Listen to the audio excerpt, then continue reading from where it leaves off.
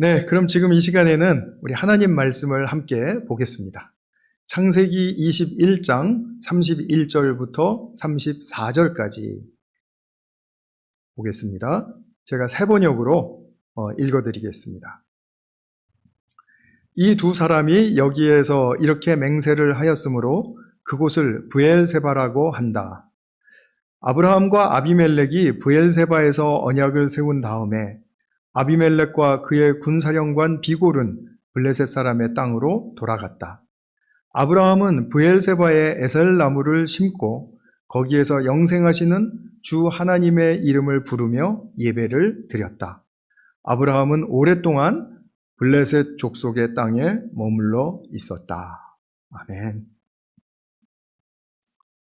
우리가 이제 일상을 통해서 뉴스라든지요, 또 우리 대화를 통해서 또 성경을 보면서도 생명이라는 말을 종종 접하게 되죠. 생명이 소중하다, 생명의 권리, 생명의 선물, 지금도 우리 생명의 선물을 기다리고 있는 젊은 가정들이 또 있죠. 또 생명을 존중하라, 이런 등등의 말을 통해서 생명이란 말을 굉장히 많이 하고 듣습니다. 우리가 생명을 가진 존재들을 한번 열거를 해보면 먼저 우리 인간이 떠오르죠. 또 태 속에 있는 태아들, 그 신비로운 생명을 우리가 이루 말할 수 없죠. 그래서 인간의 생명 참 고귀한 것을 우리가 알고 있는데 인간이 생명을 가졌습니다.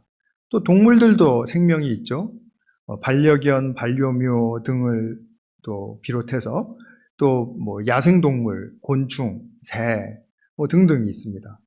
그리고 보면 또 식물도 생명을 가지고 있죠. 식물의 생명도 얼마나 다양하고 많습니까? 참 놀랍죠. 근데 식물보다도 더 이제 단순한 생명도 있죠. 단세포 생물이라고 하는 그것이 있습니다. 요즘 우리가 코로나로 고통을 많이 받고 있는데 이 코로나 바이러스도 생명입니까? 전문가의 입장에서 한번 말씀을 해보시죠. 어떤 사람은 이 바이러스는 생명의 특징인 성장이 없기 때문에 생명이 아니다 이렇게 말하는 사람도 있는데요. 또 어떤 사람은 번식하지 않냐, 그 기능을 가졌다면 생명이다 라고 말하는 사람도 있고요. 그래서 점점 이제 이 생명의 정의와 또 생명의 특징에 기준해서 생명에 대해서 말을 할 때 이 생명이냐 아니냐를 가늠하기가 쉽지 않은 경우를 또 만나게 됩니다. 생명의 정의라는 것은 우리가 그냥 생물 시간에 배우는 것들은 이런 것입니다. 자기 복제가 가능하고 스스로 진화하는 그런 능력을 갖춘 화학적 시스템이다. 진화한다라는 말은 꼭 창조론에 반대되는 진화라고 그렇게 생각하실 필요는 없습니다. 여기서 말하는 것은 진화하고 변화하고 발전한다라는 것을 말하는 것입니다. 그 다음에 특징으로는 성장한다, 우리 물질 대사를 한다, 우리 대사 체계가 있죠. 그리고 또 외부 내부적으로 움직인다. 우리는 지금 쉴 새 없이 가만히 앉아 있어도 쉴 새 없이 피가 돌고 있고요. 또 신경 전달 물질이 움직이고 있죠. 그래서 외부 내부적으로 움직입니다. 그리고 자기를 닮은 개체를 생산해내는 기능이 있다. 그리고 또 외부 자극에는 반응한다. 뭔가 공이 확 날라오면 움찔하고 피해가는 거. 생명이 가지고 있는 특징이라는 것입니다. 정말 이렇게만 말을 해도 생명의 특징 참 많고 복잡하네. 그런데 이것도 굉장히 지극히 부분적이라는 거죠. 그래서 생명에 대해서 우리가 이제 말을 하기 시작하면은 점점 그 깊이 들어갈수록 참 오묘하고요. 또 신비롭고 또 그 반면에 또 묘연해지는 그런 부분도 있습니다. 그러면 성경에서도 우리가 생명을 말하는 것을 많이 보죠. 근데 성경에서 생명을 말할 때 어떤 생명을 말하는 것인가? 그것이 오늘 우리가 다루고 싶은 주제입니다. 분명히 인간이 영적이고 또 정신적이고 육적인 그런 생명을 가졌다는 것을 우리는 그냥 알고 있습니다. 그런데 그냥 일반적으로 말하는 그런 생명과는 구분되는 생명을 성경은 말해주고 있다는 것입니다. 오늘 아브라함이 브엘세바에 에셀나무를 심고 그리고 영생하시는 하나님의 이름을 부르며 예배를 드렸다. 그러니까 영생하시는 하나님, 생명의 주관자가 되시고 생명의 기원자가 되시는 하나님의 이름을 불렀다라고 할 때 그 하나님 앞에 붙는 생명이란 어떤 생명을 말하는 것인가?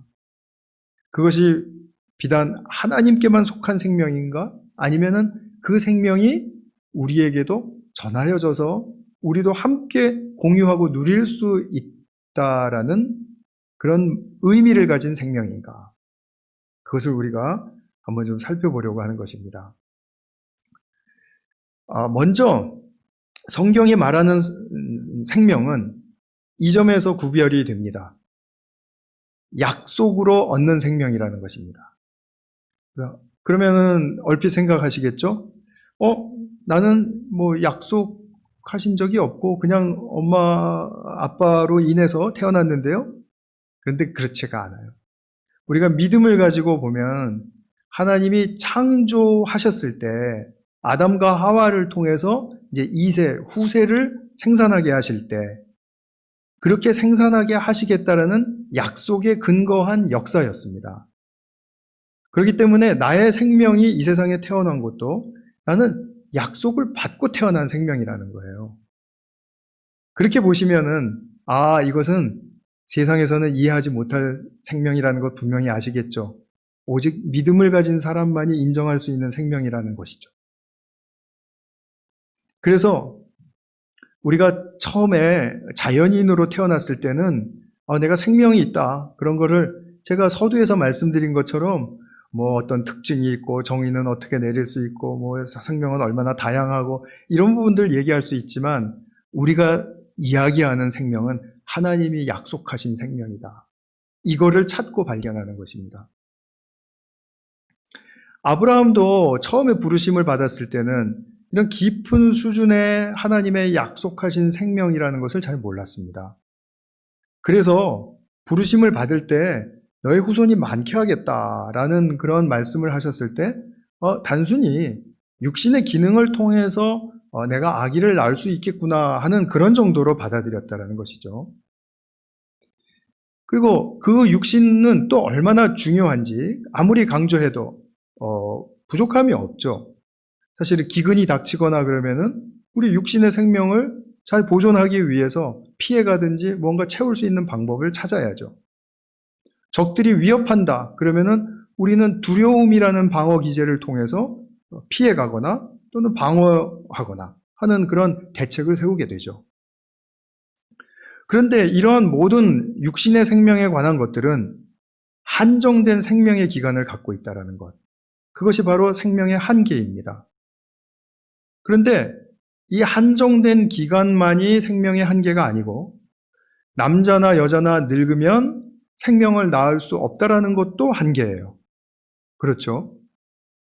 그리고 가족들, 특히 고대 사회에서는 우리나라도 얼마 전까지만 하더라도 지금도 그렇죠. 자식이 없으면 또 아들이 없으면 가정의 역사는 여기서 끝나는구나 하는 그런 어떤 아쉬움, 두려움, 그리고 좀 그런 부정적인 마음들이 많이 들어오겠죠. 그것과 관련해서.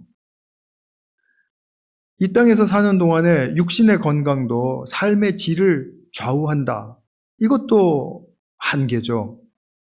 우리가 육신의 건강이 잘 지켜져야 되는데 그것이 잘 지켜지지 않으면 삶의 질이 뚝 떨어지지 않습니까? 그래서 생명은 이렇게 한계를 가지고 있는데 아브라함은 하나님을 만나고 하나님의 부르심을 받고 또 그분을 알아가는 그런 자신의 그 인생의 여정을 걸어가면서 이러한 생명의 한계를 고려하고 그리고 그 한계 안에서 자신과 사라를 축복해 주시기를 원했을 겁니다. 처음에는 분명히 그랬을 겁니다. 그러니까 너의 후손이 많게 하겠다라는 말씀을 들었을 때 나도 생명의 생산이 가능하구나 한 것을 내가 육신의 한계 안에서 내가 너무 늙으면 아이를 낳을 수 없으니까 지금 내가 그 경계선에 있나? 아이를 낳을 수 없을 수도 있는데 있을 수도 있나? 하는 그런 경계선에서 생각을 했을 겁니다. 그런데 완전히 생산의 기능이 끝나버리는 그런 100세, 그리고 사라는 90세가 될 때까지 아들을 안 주신 거죠. 그러니까 아브라함에게는 이것이 여간 실망스러운 일이 아니었을 것입니다. 그것은 무엇을, 어떤 결과로 가게 하나요? 하나님을 신뢰할 수 없게 만드는 거죠. 그러니까 하나님을 신뢰할 수 없으니까 자신의 호감 순위로 이제 번호를 매기는 거예요. 그래서 어떤 때는 다메섹에서 데려온 종 엘리에셀을 나의 상속자로 삼겠다라는 그런 계획도 짜보고요. 하갈을 통해서 이스마엘을 낳았을 때는 이스마엘을 나의 상속자로 삼겠다라는 그런 자기 계획도 짜보고요. 이것은 모든 것이 이렇게 자기 계획을 짠 것은 자기 생명의 한계를 잘 자각했기 때문이라고 말할 수 있습니다. 그래서 이 생명의 한계를 전제로 한 말과 행동들이었는데 이 큰 전제가, 이 흔들리지 않을 것 같았던 이 큰 전제가 깨져버린 거죠. 사람이 늙어도 아이를 낳을 수 있다. 이것을 알게 된 거예요. 이거는 생명의 한계를 넘어간 일이었습니다. 그런데 언제 그런 일이 가능한가? 하나님이 허용하실 때 가능하구나. 그런데 하나님이 그냥 말씀도 안 하시고 무작정 허용하신 것입니까? 아니죠. 이미 오래전부터 말씀을 하셨고 약속을 하셨던 내용이죠.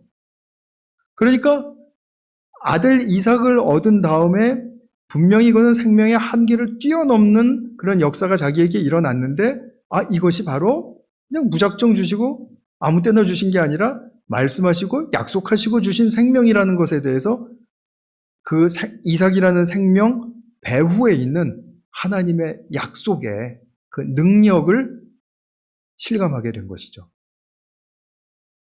그러니까 하나님은 능력이 있으니까 약속을 하실 수 있었습니다. 그리고 그 약속을 이루시는 주님의 그 신실하심, 한번 약속하신 건 포기하지 않으시고 계속해서 이끌어가시고 주장해서 결국 이루어내시는 그 신실하심을 보았을 때 아브라함은 생명의 기원은 하나님으로부터 오는 것이구나. 생명이 이토록 초월적일 수 있구나. 그리고 경이로울 수 있구나. 이것이 하나님의 역사이기 때문에 그런 것이구나. 이것을 알아갔을 것입니다. 이거 조금 울리는데 조금만 줄여주세요. 네. 그런데 우리가 이제 이렇게 생명의 역사를 경험할 때 아브라함이 경험한 이 생명의 역사를 우리가 이제 중심으로 해서 보면은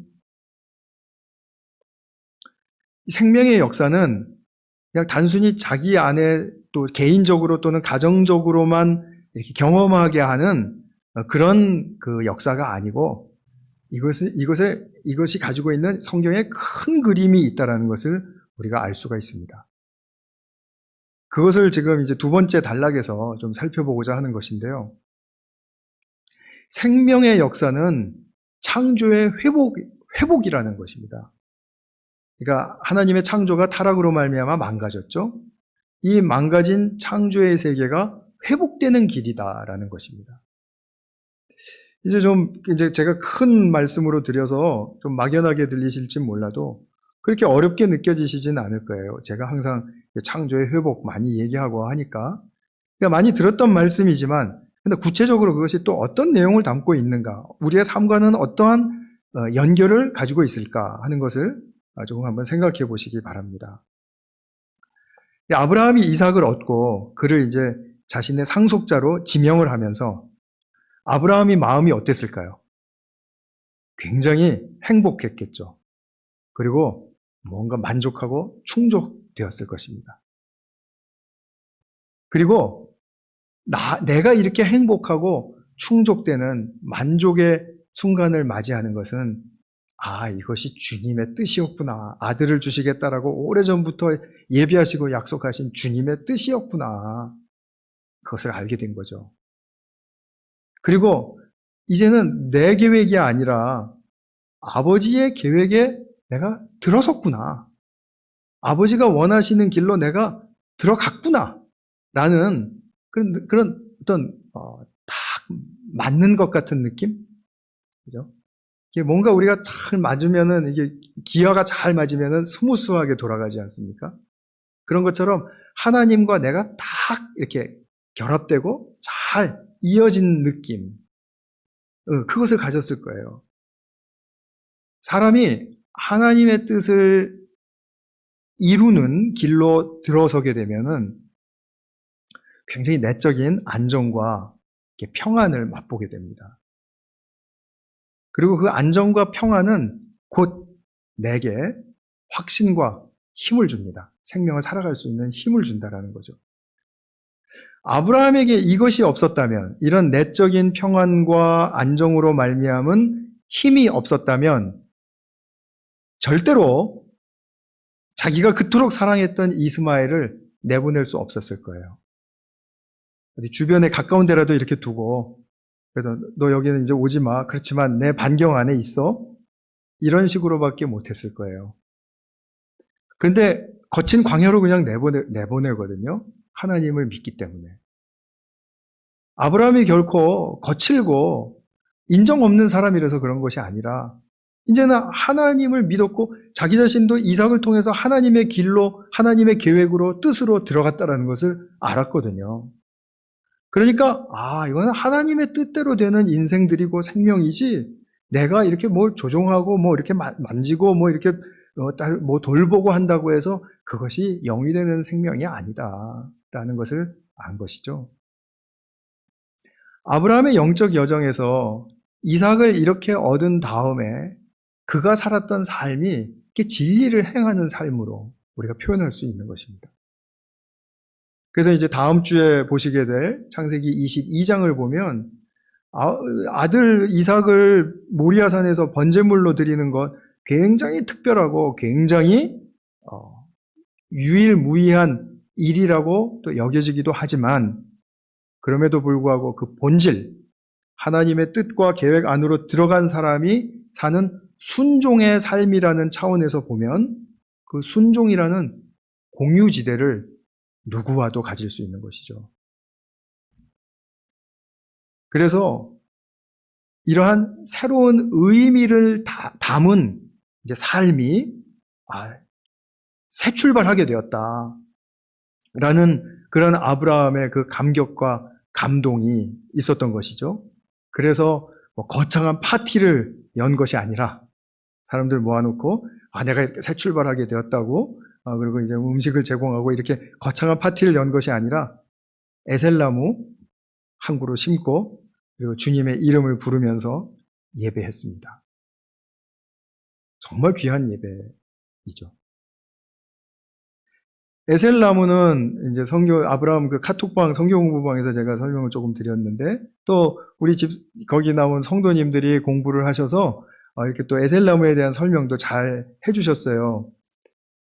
그것을 좀 잠깐 줄여서 말씀을 드리면, 에셀나무는 상록수과에 해당하는 나무예요. 그래서 이파리가 굉장히 많고, 그리고 이 잎이 지지 않는 그런 특별한 나무죠. 그리고 사막지대에 사는 나무인데 그런 나무가 있습니다. 그리고 에셀나무는 생명이 굉장히 길었대요. 그래서 그것이 에셀나무가 의미하는 것은 장수, 영원함, 이것을 의미하는 것입니다. 그리고 나뭇잎에 이제 수분을 많이 머금고 있대요. 그 나무의 특징상. 그래서 이제 낮에 햇빛이 나고 그 사막 기후 속에서 뜨거워지면은 그 이파리에 있는 잎사귀가 머금고 있던 그 수분을 이렇게 증발시켜서 날려보내면서 그 아래, 나무 아래에는 나무 아래에 있는 열을 싹 뺏어간다라는 거죠. 그래서 어떤 사람의 말에 의하면은 그 에셀나무 이제 바깥 지역과 그 안 영역은 온도가 10도 차이가 난다라고 그렇게 말을 하더군요. 그렇게 이제 유익하고 또 오래 사는, 그래서 영생을 상징하는 이제 그런 나무가 된 것입니다. 근데 이 나무를 아브라함이 심었을 때 그것에 또 좀 배후가 되는 그 이야기를 우리가 하나 생각을 해볼 수가 있습니다. 그것이 뭐냐면, 이제 아브라함은 이곳에서 정착하려고 하는구나를 알 수 있어요. 우리가 어느 곳을 뭐 잠시 방문하고 다녀가면서 기념수를 심지 않죠. 이사 가거나, 거기서 이제 오래 살 계획을 하거나, 또 어떤 특별한 일이 있어서 그것을 기억하고 싶을 때 나무를 심죠. 아브라함은 브엘세바에 정착할 생각을 가졌던 것 같아요. 그리고 가족들과 또 이삭을 이제 데리고, 그리고 그랄 땅 이제 사람들과도 이제 아비멜렉과 이제 화친 조약을 맺었으니까 이제 평안한 가운데 이 모든 것을 이제 허락하신 하나님께 감사하면서 높여드리면서 찬양하기를 원했던 것입니다. 그리고 오늘 성경 34절의 말씀 보면 블레셋 땅에서 오래 거하였다 이렇게 나오죠. 오래 살았다고 말합니다. 생명이 긴 소중한 나무 아래에서 자신의 삶을 기념하는 것입니다. 새로운 삶이죠. 아브라함이 여기서 영생하시는 생명의 주가 되시는 하나님의 이름을 불렀습니다. 이날의 예배의 주제는 너무나도 분명했어요. 생명의 주인이 되십니다. 생명을 약속하시고 주시고 또 그 생명을 영위케 하시고 그래서 죽음을 초월하게 하시는 그런 하나님의 생명, 즉 우리의 그 용어로 성경적 용어로 바꾸어서 말하면 부활의 생명, 부활의 생명의 하나님이심을 부르면서 감사하고 찬양했다라는 거죠. 그래서 이 생명을 주신 하나님에 대한 이 자각이, 영적인 자각이 활짝 열리면서 아브라함은 자신의 인생을 거기로부터 새 출발을 하게 된 것입니다. 근데 조금 전에도 제가 이제 힌트의 말씀을 드렸습니다만 그렇게 아브라함이 새 출발하는 그런 인생의 여정에 더 깊은 의미가 무엇이냐라는 거죠. 그냥 개인적으로, 가정적으로 새 출발하는 그런 의미를 떠나서 이것은 하나님의 창조의 회복의 계획, 하나님이 창조를 회복하시려는 그 뜻, 거기에 내가 동참하고 사는 삶이로구나 이것을 알았다라는 겁니다. 그런 분명한 의미가 있습니다. 이것은 한번 이렇게 생각해 보시면 쉽게 이해할 수 있습니다. 자, 우리가 창조 전에 이 세상이 어떤 상태였죠? 혼돈과 공허와 어두움의 상태였습니다. 그죠? 혼돈과 공허와 어두움 속에서 하나님이 하신 일이 뭐냐면 생명을 창조하신 일입니다. 자, 그렇다면 아브라함과 사라의 상태가 어떠했죠? 생명을 낳을 수 있는 기능과 힘을 다 상실한, 그죠? 생명을 낳을 수 있는 질서와 조화의 그 생명 체계를 다 잃어버린, 즉 다시 한번 돌을 돌려서 말하면 그 생명을 낳을 수 있는 질서의 자기 몸의 체계가 혼돈으로 빠지고 그리고 공허와 어두움의 상태와 같이 되어버린 것이죠. 그 속에서 하나님이 생명을 주셨다라는 것입니다. 창조하셨다라는 겁니다. 그러니까 사라는 창조 전의 상태에서 생명을 창조하신 것과 같이 자기도 나는 이거 낳을 수 있는 기능을 가진 여자가 아닌데 그 낳을 수 있는 기능이 없는 상태에서 하나님이 이삭이라는 생명을 창조해 주셨으니까 성경의 큰 그림으로 보면 창조의 회복을 일으키시고자 하는 그런 하나님의 의도가 담긴 역사라는 것을 알 수가 있죠. 이 창조의 회복이라는 이 요소는 아브라함의 믿음에서 굉장히 중요한 요소입니다. 그래서 제가 로마서 4장의 말씀을 한번 읽어드리려고 해요. 17절부터 22절까지의 말씀인데요. 성경 가지고 계신 분들은 한번 같이 한번 열어보셨으면 좋겠습니다. 좀 길게 제가 읽어드릴 것이기 때문에 이제 들어서만은 이제 좀 연결이 잘 안 될 수가 있거든요. 그래서 로마서 4장 17절부터 22절까지 제가 새 번역으로 한번 읽어 보겠습니다. 내가 너를 많은 민족의 조상으로 세웠다 함과 같습니다. 사도 바울이 교회에 하는 이야기입니다. 이 약속은 그가 믿은 하나님, 다시 말하면 죽은 사람들을 살리시며 없는 것들을 불러내어 있는 것이 되게 하시는 하나님께서 보장하신 것입니다. 아브라함은 희망이 사라진 때에도 바라면서 믿었으므로 너의 자손이 이와 같이 많아질 것이다 하신 말씀대로 많은 민족의 조상이 되었습니다. 그는 나이가 100세가 되어서 자기 몸이 이미 죽은 것이나 다름없고 또한 사라의 태도 죽은 것이나 다름없는 줄 알면서도 그의 믿음이 약해지지 않았습니다. 그는 하나님의 약속을 믿고 의심하지 않았습니다. 오히려 그는 믿음이 굳세어져서 하나님께 영광을 돌렸습니다. 그래서 하나님께서는 이것을 보시고 그를 의롭다고 여겨주셨습니다. 제가 주목하고 싶은 구절은 두 군데입니다. 19절인가요? 19절에 자기 몸이 이미 죽은 것이나 다름없고 또한 사라의 태도 죽은 것이나 다름없는 줄 알면서도, 그 다음에 말하죠. 믿음이 약해지지 않았습니다. 말씀을 처음 들었을 때는 믿는 그 과정이 요구되기 때문에 혼동스러운 때가 있습니다. 반드시 있습니다.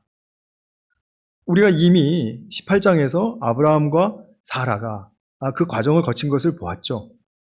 그런데 일단 딱 믿음이 생기면 이 믿음은 내가 스스로 가진 믿음이 아니다.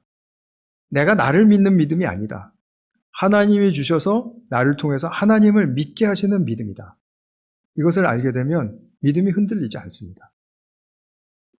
우리가 나는 사랑하면서 사는 삶이 하나님의 길인 줄 알아 라고 할 때 그거 진짜야? 하고 의아해할 때가 있어요. 그러나 어느 순간에 사랑의 길만이 내가 하나님의 뜻에 순종하는 삶이야 라는 믿음이 딱 들어오면 그 다음부터는 나의 사랑을 방해하는 어떤 것도 쳐내버릴 수 있습니다. 믿음이 견고해졌기 때문에. 그런 원리와 같아요. 그래서 이미 죽은 것과 같은 그러한 아브라함과 사라의 상태 속에서 아들을 주셨다라는 것, 그것을 믿었다라는 것, 그리고 그의 믿음이 확고했다라는 것, 이것은 우리에게 누구에게나 도전하는 그 믿음의 내용이고요. 그리고 결단인 것입니다. 근데 이 말씀은 사도 바울이 이렇게 지금 아브라함의 예를 들어서 길게 하시는 이 말씀은 예수님 믿으면 영원히 산다라는 그 이상을 훨씬 넘어서 말을 해줍니다. 무슨 뜻입니까? 자, 자기 몸이 죽은 것이나 다름없는 줄 알면서도 이 말씀을 우리에게 적용하면 어떻게 바꿀 수 있을까요? 제가 이 말씀을 보면서 이거 도대체 내게 어떻게 적용되는 말씀이지? 하고 딱 걸렸다가 클릭이 되면서 방아쇠가 한번 당겨지니까 거침없는 그런 저의 경우의 이해로서 많이 떠오르더라고요. 아브라함이 자기 몸이 죽은 것이나 다름없는 줄 알면서도 이것을 저와 여러분에게 적용한다면 관계가 깨지고 또 파산되어서 회복 불능인 줄 알면서도 믿었다. 중독과 집착으로 말미암아 죽을 때까지 스스로는 어찌할 수 없음을 알면서도 믿었다. 내게는 돌이킬 수 없는 과거의 실수가 있고 잘못이 있어요. 그래서 그것을 늘 품고 살아야 합니다. 그것을 품고 살아야 할지를 알면서도 믿었다.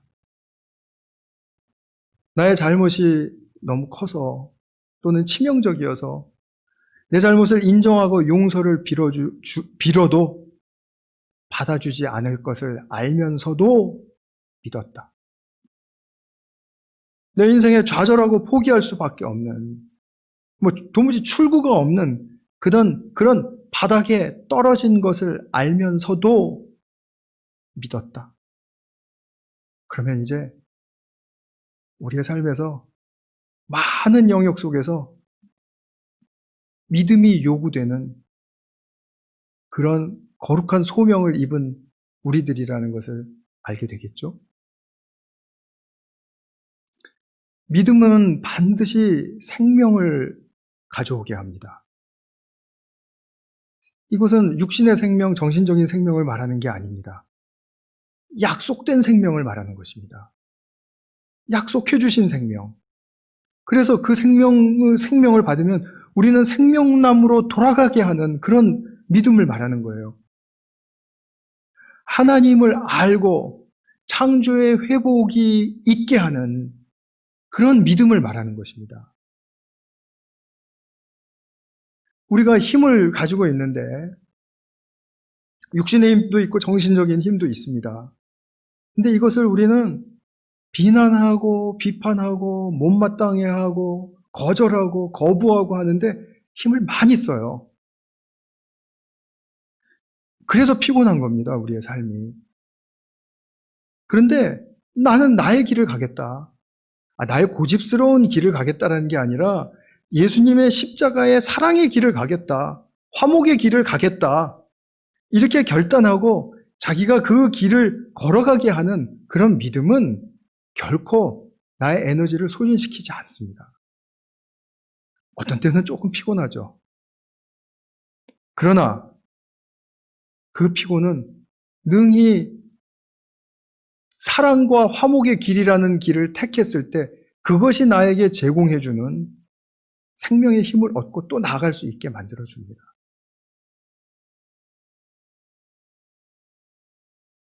아브라함은 생명 주시는 일로 말미암아 이렇게 창조의 회복이 일어날 것이라는 약속을 믿었다라는 것입니다. 아브라함의 믿음에서 굉장히 중요한 부분입니다. 그리고 그는 자기에게 영광 돌리지 않고 하나님께 영광을 돌렸습니다. 이것이 바로 창조와 인간 사이에서 꼭 일어나야 할 하나님과 인간의 그런 파트너십입니다. 파트너십. 하나님이 그것을 우리에게 제시하고 제공해 주셨죠. 이 믿음에 이르기까지 결코 단박에 이르는 길은 없습니다. 우리 모두가 다 다른 상황과 조건과 그죠? 또 다른 기질과 또 다른 안목과 모두 다 다르기 때문에 단박에 누구든지 갈 수 있는 사람은 아무도 없어요. 누구나 다 자기의 시간이 필요한 것입니다. 그래서 그때까지 인내해야 하는 것이고, 그래서 그것을 넘어섰을 때는 나의 믿음이 정말 주님 주신 믿음 맞다. 이것을 확신하는 그런 자리까지 나갈 수 있게 되는 것입니다. 잠깐만 제가 다른 좀 말씀을 드려보면, 우리가 믿음을 가지고 있다는 것을 다 고백을 합니다. 그런데 정말 정직하게 생각하면 이게 도대체 내가 지금 무엇을 믿는 믿음인지 잘 모를 때가 많아요. 그런데 그럴 때일수록 묵상하시고 말씀 보시면서 정리하셔야 돼요. 오늘 아브라함을 통해서 이렇게 정리할 수 있는 것처럼 이렇게 정리하셔야 돼요. 그 묵상의 힘을 우리가 얻는 길입니다. 그러기 때문에 우리가 계속 말씀 보시라 그러고 묵상하시라 그러고 나누시라 그러고 그렇게 말을 하는 것이죠. 아브라함이 이삭을 통해서 찾은 이러한 생명의 의미가 사도 바울은 그리스도 안에서 성취되었다고 말합니다. 그럼 그 성취에 우리는 지금 들어와 있잖아요. 들어와 있다면 어떻게 살아야 합니까? 그럼 아브라함처럼 살기가 쉬워진 거죠. 성취 안에 들어왔으니까. 아브라함은 개척자였으니까 하나님과 계속 아마 엄청난 씨름을 했을 겁니다. 근데 하나님은 그런 것을 넘어선 어떤 성취의 단계까지 우리에게 다 같이 선물로 주심으로써 그런 과정을 거쳐가게 할 때, 성취를 확신하게 해주시는 거예요. 그리고 성취 안에 들어와 있기 때문에, 이것은 너무나도 약속된 것을 내가 누리는 그런 축복이 있구나를 경험하게 되는 거죠. 그래서 우리 믿음으로 깨짐과 바닥 속에 있다 할지라도 항상 새로운 생명의 출발이 있을 것을 기대하시고 또 믿으시기 바랍니다. 그래서 그 생명으로 살아가면서 초점이 나에게 있어서 자꾸 나에게 영광을 돌리려고 하는 그런 습성을 우리가 좀 제어를 하고 하나님 중심으로 하나님이 행하시는 일인데 하나님이 뜻하셨고 나를 이끄시는 그런 축복의 삶인데 하나님께서 영광 받으셔야죠. 하나님께서 높임 받으셔야죠. 이러한 하나님께 영광 돌리는 이런 삶, 이것이 바로 창조의 회복이 일어난 삶이죠. 하나님이 창조의 회복은 분명히 하나님께 영광을 돌리게 하기 위해서 계획하시고 뜻하신 것이라는 것을 안다면 우리는 그렇게 할 수 있는 것이죠. 그래서 이러한 삶으로 우리 모두가 다 생명의 창조의 큰 축복이 누구에게나 다 넘치실 수 있기를 축복합니다. 다 같이 기도하겠습니다. 사랑하는 아버지 하나님, 아브라함이 이삭을 얻고 그 이삭을 얻은 생명의 의미가 바로 하나님이 약속하신 것에 있었다라는 것을 깨달았을 때 얼마나 감격스럽고 감동스러웠을지 우리가 참 성경을 통해서 가늠해 보게 됩니다. 주님, 그렇다면 우리에게도 이런 생명의 축복의 의미는 담겨져 있는 것이고 이것을 또 구현해낼 수 있는 삶의 여정이 주어졌다라는 사실에서 우리가 힘을 얻고 용기를 내서 믿음으로 나아가기를 원합니다. 주님 도와주십시오. 우리가 믿고 주님의 영생의 축복으로 나아가 주님께 영광 돌리는 그런 복된 삶이 이루어질 수 있도록 우리를 돌보시고 축복하여 주시옵소서. 우리 구주 예수 그리스도의 이름으로 기도하였습니다. 아멘.